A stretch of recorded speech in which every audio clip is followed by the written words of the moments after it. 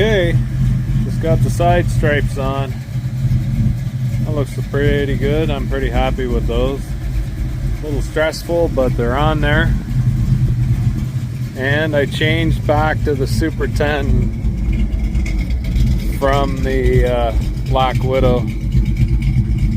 Super 10's plenty loud, sounds good at idle, and it's not so loud when I'm out just cruising. So here we go. A little more work to do, but not too much. Pretty happy with that now.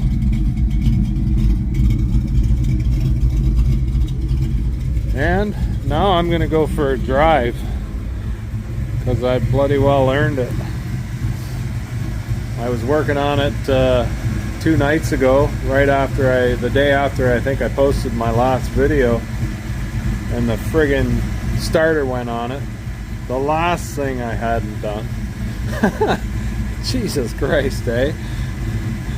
Just unbelievable. So I'm hoping there ain't anything left to cause me trouble. But yeah, stripes kind of finish it off. They tie in good with the rims and everything. So happy. Muffler sounds great.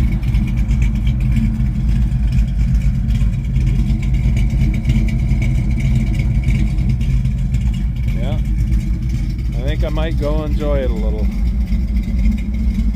Sounds like a plan. Alright guys, we'll see you again. Alright, just got back from a big cruise. I went 180 kilometers in her.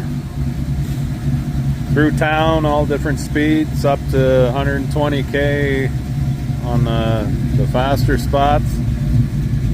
Fucking perfect, man. Checked it a couple times, no issues. No worries. I am happy. So we got to detail the living shit out of her and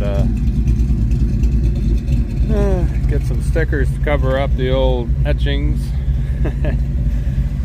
And yeah, otherwise it's seems pretty good. I'm happy.